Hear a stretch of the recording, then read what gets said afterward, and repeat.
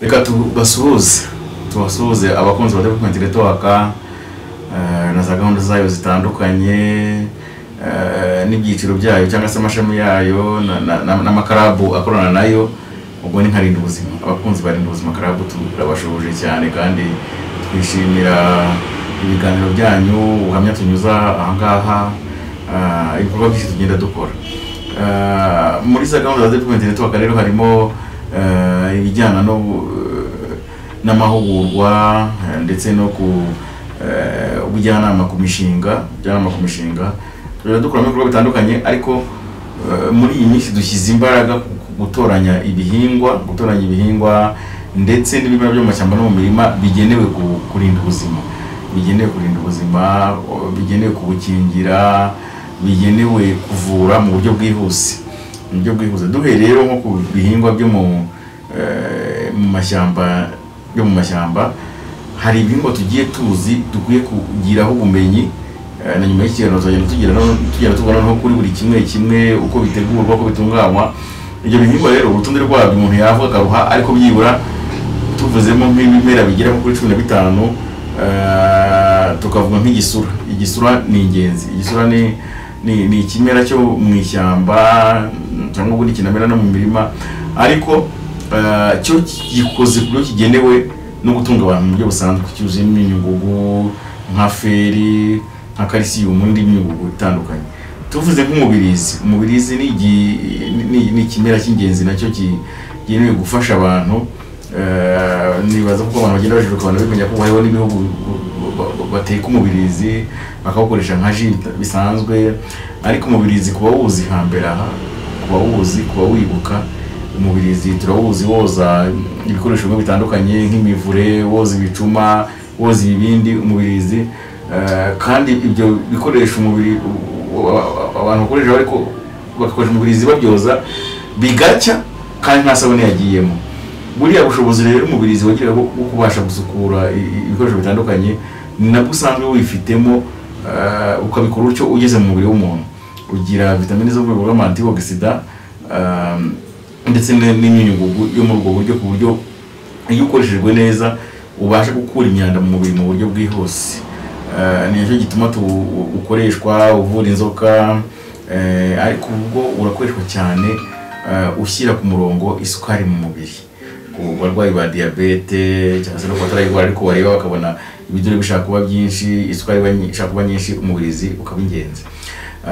Ikindi kimera cy'ingenzi ni igikakarubamba. Igikakarubamba ni ikimera gikomeye cyane, tukita immunostimulant, kizamura ubudahangarwa bw'umubiri, kikaba ingenzi nacyo mu gusukura umubiri. Ubwacyo ni laxative, gishobora gufasha ku bantu bafite ibibazo bya constipation ndetse n'ibindi.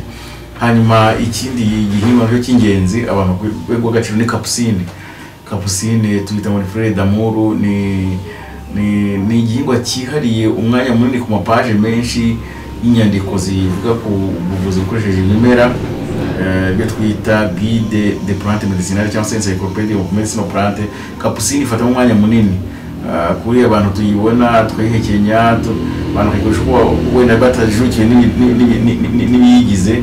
Capucine ifite vitamine C kurenza iba mu amacunga cyangwa se amaronji. Buriya agira vitamine C nyinshi, niyo mpamvu biratuma yongera ubudahangarwa. Capucine rero irayarusha kure, kuko capucine ni ingenzi ku byerekeranye no kuzamura ubudahangarwa bw'umubiri w'umuntu, ariko no mu gutuma no kurinda indwara zitandukanye. Kandi ubwayo kongera tukahita nyiri fleur d'amour, no kuvuga ko ubwayo na aphrodisiaque, ubwayo irakoreshwa mu byerekeranye no kongera imbaraga cyangwa se gufasha ku bagabo bafite ibibazo bijyana n'imyororokere. Iyo ni capucine, ikanafasha mu nzira z'ubuhumekero. Capucine ni ingenzi.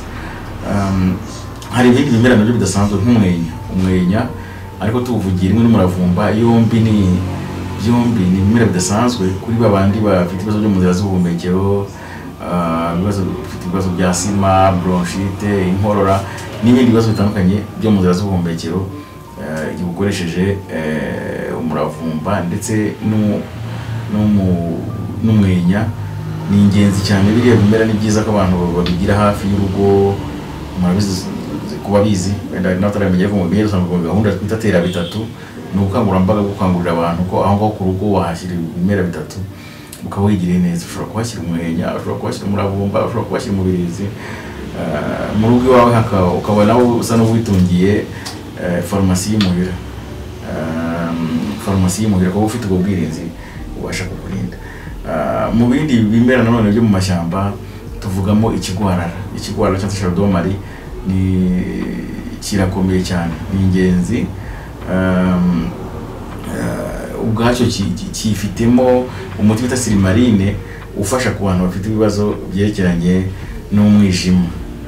Ufite ibinure byinshi ku mwijima, ufite indwara za hepatite ariko utaramarana igihe kirekire, menya ko kwikoresha ikigwarara ni ingenzi. Hari ibindi bimera byo bigira ingenzi nk'igitovu kuriya mu kireba. Hari ukuntu abahanga mu kugenda bakateguriza ibiti cyangwa se bashyira hamwe ibiti n'ibimera bindi bitandukanye mu buryo bwo kuvura, bitegereza uko bimeze maze bakavuga ko nk'ibimera biryoherera byose ugasanga birafasha ubwonko. Ibimera biryoherera iyo bihuje n'ibifite essential oil cyangwa se ibifite iriya mpumuro, ubwo turavuga nk'inturusu, za teyi, za romare, iyo zihuje n'ibimera nanone bifite biryohereye nk'amacunga n'inanasi, birafasha cyane mu gutuma ubwonko bw'umuntu buba buri hamwe. Ubwo buryo rero bagira bitegerezamo imiterere y'ibimera, bwa mbere ugafata nk'ibyo biryohereye n'ibifite essential oil bigafasha ubwonko. Ni nako ibimera byose bifite amahwa, biriya bimera bifite amahwa ariko amababi yabyo igihe aguye hasi akaba atabora, ntabore nk'uko wabona udutesha cyangwa se imigozi y'ibijumba, ahubwo yagwa hasi akuma. Ibyo bimera bivura ibisebe buriya. Nibwo buryo rero nk'igitovu iyo gifashe bakagitwika, ntabwo gitwika ku muriro ahubwo bagikaranga nko ku rujyo cyangwa se ikindi kintu kugeza kibaye ifu. Iriya fu rero iyo uyivanze n'amavuta nk'amavuta y'ikibonobono, uredarisi cyangwa se amavuta ya elayo, bivura bya bisebe byanze gukira. Icyo ni igitovu. Hari ibindi bimera nanone byo mu mashyamba no mu mirima by'ingenzi cyane abantu bakwiye kumenya uko bikoreshwa, bikaba byagenda byunganira ubuzima bwacu. Twavuga rero none icy'ingenzi muri byose nanone cyunganira cyane turavuga ku byerekeranye no gusukura mu mara. No gusukura mu mara harimo icyo twita umucyuro, ikintu cy'isukura mu mara ku buryo bukomeye cyane kuri babandi bafite constipation chronique. Abantu bafite constipation chronique, kiriya kimera twita umucyuro, sinzi abantu bagenda babyita amazina atandukanye, ariko ni ingenzi mu gusukura mu mara. Nicyo gifite umumaro wacyo wenda kuba uhujwe neza nk'igikakarubamba ku byerekeranye no gusukura mu mara kuri babandi bafite ibibazo bya constipation, ndetse cyane iyo yagize igihe iba chronique yarananiranye. Kereka gusa nabwo haba n'izindi mpamvu, wenda ari nk'abagira constipation chronique ikomotse ku kurwara ibi ry'imisemburo, nk'iyi misemburo ya ikorwa na glande thyroïde, nayo hari igihe bikaba byatera constipation chronique. Ariko iyo atari ibyo ngibyo, bikaba byatewe no kwifunga kw'amara, bikaba byatewe n'imirire wenda igwiremo imigati, icyo gihe iyo ukoresheje icyo kimera umucyuro nk'uko akoresha igikakarubamba, birafasha mu gusukura mu mara ku buryo bukomeye cyane. Habaho ibindi bimera nk'intare y'irungu abantu bajya bayumva, umwiha n'intare y'irungu, uko hari byombi kuba babasha kubibona ni ingenzi cyane kubera nyine abantu bafite ibibazo by'inzoka za amibe ariko n'izindi nzoka cyangwa na bamwe bagira ibibazo byo kubura apeti. Iyo ukoresheje umwiha uvanze n'intare y'irungu aba ari ingenzi mu gusindagiza ubuzima. Tuvuye rero gake kuri ibyo bimera byo mu mashyamba no mu mirima, hari ibihingwa noneho bisanzwe tuzi hano mu dusanzwe duhinga. Ikirusha byose imbaraga ni ibihumyo. Nabyo twagize nyambere, nibyo twitirira imishinga yacu yose, niyo main product dufite, iyo twarayikozemo umushinga munini cyane. Ubwo muri kwa 12 byo tunafitemo amahugurwa ku iruhande yerekeranye n'ubwo buhinzi bw'ibihumyo. Turerekana abantu gukomeza kwiyandikisha.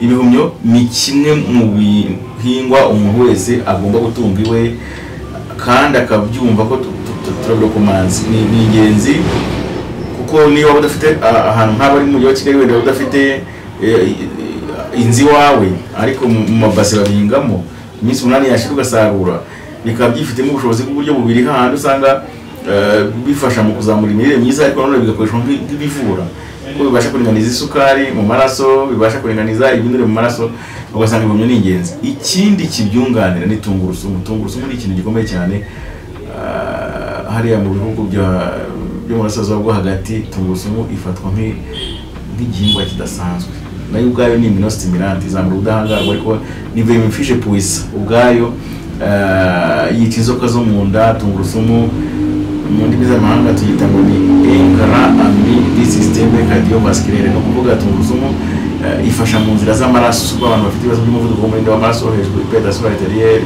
babandi bafite ibibazo by'ibinure byinshi mu maraso, babandi bafite cholesterol nyinshi mu maraso. Ibi byose tungurusumu iyo bigezeho irabicagagura, ni ibintu by'ubushakashatsi byagaragajwe. Tungurusumu ikaba ari ingenzi cyane rero muri abantu bakwiye kwitaho. Pome ni ingenzi, abashakashatsi bo hambere bayivuzeho, uwo ni nka Dr. Ernest Chinayida, yarakoreshwaga mu igihe imiti yabaga yabuze, imiti yo kugabanya iyo diare, abantu bagize nka diare. Pome ikaba ni ingenzi cyane mu kuyikoresha, bakoresheje ji, bashobora kuyikoresha mu buryo butandukanye. Uko niko bimeze no ku mavuta ya elayo. Huile d'olive ni ingenzi kuyakoresha, nayo arafasha mu gutunganya inzira z'amaraso, afasha mu nzira z'amaraso, ariko arafasha ku bantu bafite ibibazo mu nzira y'igogora, arafasha abantu bafite ibibazo by'umwijima. Amavuta ya elayo ni ingenzi. Sesame nazo ntabwo twazisiga, sesame nazo buriya na aphrodisiaque, nazo zirafasha ku bantu bafite ibibazo byerekeranye n'izo mbaraga bafite hirya muri salo, hirya muri salo, ubwo murahumva. Sesame ni ingenzi cyane bitewe n'intungamubiri yifitemo zidasanzwe.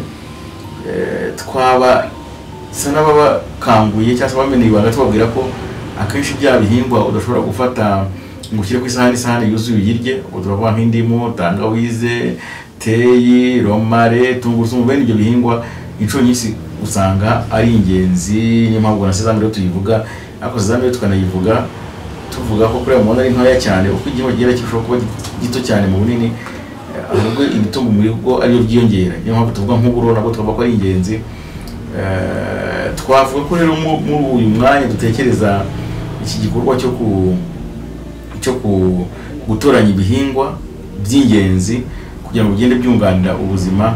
Ibyo tuvuzeho murabyumvise, ariko muri bo kubasogongeza, reka dusoze tubabwira nk'ibimera by'uburyo bubiri abantu bashobora kwifashisha kandi bikabunganira. Turavuga ko nk'igihe ufashe igikakarubamba nk'amababi 3 ukayaronga neza, ukanyuza mu mazi ashyushye kugira ngo za mikorobe zipfe, ukanyuza mu mazi ashyushye nk'iminota umwe, ugakuramo, ugakatakata bya bibabi, ugashyiraho 1/3 kilo cy'ubuki, warangiza ukongeraho indimu 10, bikamara amasaha 3. Wa mushongi uvuyemo, urumva nta mazi barimo, ugenda unywa ibiyiko 4 mu gitondo, ibiyiko 4 saa 3, ibiyiko 4 nimugoroba, ukazamura ubudahangarwa ku buryo ukomeye, ukongera imbaraga ubwonko, ugatuma ingingo zagiye zishwana zongera zigakorakorana, ugasukura mu mara n'ibindi bitandukanye. Ubwo ni uburyo rero bwiza abantu bashobora gukoresha. Ariko twavuga ko noneho no gukoresha tungurusumu, ukatagura nka tungurusumu duheke 4, ukatagura, ugakata kapusine, kongeramo karoti, ugashyiramo amavuta ya elayo, ibyo nabyo wakamuriramo n'indimu. Ako gasalade nako kunze gukoresha 3 mu cyumweru. Akenshi bya bibazo cyangwa se za ndwara zaragiye zibinanira abavuzi, wajya ukabona ibintu bigiye ku murongo. Ibi bigisho rero tugenda tubikora duhereye nkuko twagiye tuvuga ibimera bitandukanye. Tugiye tuvuga buri kimwe ko gitegurwa, ko gikoreshwa, abashobora kugikoresha, kuko ibyo no kubimenya. Umuryo tuvuze nka tungurusumu, umugore twite ntazikoresha, umugore uri mu mihango ntazikoresha, umuntu wese uri kuva amaraso ntazikoresha. Ibyo ayo mategeko no kuyamenya. Nk'indimu tuzivuze, indimu ziranyobwa ariko ntabwo ziribwa. Indimu mwe muzigeze zigahita zikura n'amenyo, kanya zitavanze n'amazi ntabwo ari ibintu byiza. Ubwo buryo bwo kugenda dusobanukirwa n'ukuntu ibimera n'ibihingwa bigenda bikoreshwa tuzabugarukaho, ariko dushingiye kuri twagiye turobanura bya bindi turobanura twakubihagarariye ibindi mu byerekeranye n'ubuvuzi ndetse n'imirire byo twita dietotherapy, phytotherapy, phytotherapy. Ubwo buryo bwo kuvurisha ibiribwa ndetse n'ibihingwa tuzagenda tubugaruka naho utaha.